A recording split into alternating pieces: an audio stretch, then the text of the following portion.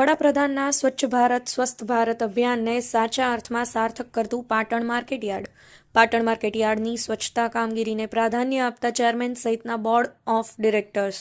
દેશના વડાપ્રધાન અને ગુજરાતના પનોતા પુત્ર નરેન્દ્રભાઈ મોદી દ્વારા સ્વચ્છ ભારત સ્વસ્થ ભારતના મંત્રને ચરિતાર્થ કરવા પાટણ એપીએમસીના ચેરમેન સહિત તમામ ડિરેક્ટરો અને સ્ટાફ પરિવારો સાથે વેપારીઓ અને ખેડૂતો કટિબદ્ધ બન્યા છે. પાટણ એપીએમસીનું સુકાન સંભાળનાર ચેરમેન સ્નેહલભાઈ પટેલને તેમની સમગ્ર ટીમે એપીએમસીના વેપારીઓ અને માલનું વેચાણ કરવા આવતા ખેડૂતોના હિતને ધ્યાનમાં રાખીને અનેક નિર્ણયો કરી પાટણ એપીએમસીનું નામ ઉત્તર ગુજરાત સહિત ગુજરાતમાં ગુંજતું કર્યું છે. ત્યારે વેપારની સાથે સાથે એપીએમસી કેમ્પસમાં સ્વચ્છતાને પણ પ્રાધાન્ય આપવા માટે 12થી વધુ સફાઈ કર્મચારીઓ દ્વારા દિવસ દરમિયાન એપીએમસી કેમ્પસની સફાઈ કામગીરી કરવામાં આવતી હોવાથી દિવસ દરમિયાન એપીએમસી કેમ્પસના તમામ માર્ગો સહિત શૌચાલય સ્વચ્છ જોવા મળી રહ્યા છે.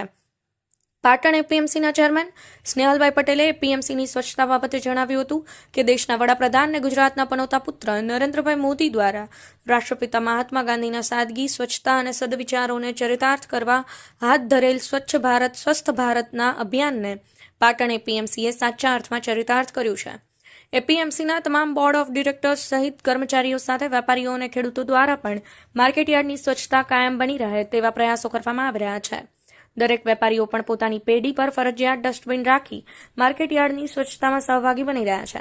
માર્કેટયાર્ડમાંથી એકત્ર કરાયેલા કચરાનો નિકાલ પણ માર્કેટયાર્ડના ટ્રેક્ટર મારફતે નક્કી કરાયેલા યોગ્ય સ્થળે કરવામાં આવતો હોવાનું તેઓએ જણાવી પાટણના નગરજનો સહિત ગુજરાતની તમામ માર્કેટયાર્ડના સંચાલકોને પોતાના સ્વસ્થ આરોગ્ય માટે સ્વચ્છતાને પ્રાધાન્ય આપવા અપીલ તેઓએ કરી છે.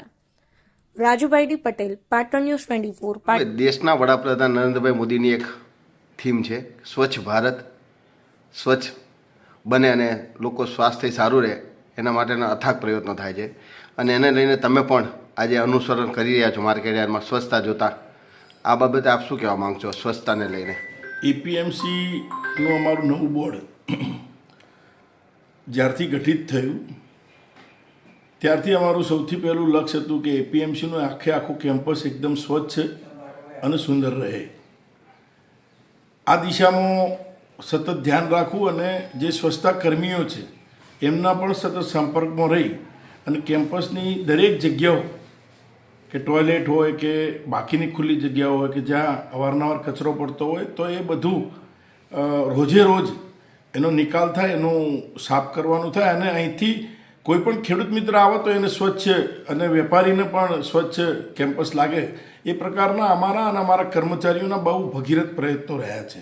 એપીએમસી પાટણ એ ખરું તોલ સાચું મોલ અને રોકડા નાણાં એ થીમ ઉપર ચાલે છે. ત્યારે બજાર સમિતિનો પણ અમારી એક વિચાર હોય છે કે ઉત્તમ ખેતી, સ્વચ્છ વેપાર અને એની સાથે સાથે સ્વચ્છ એપીએમસી એ પ્રકારનું છે.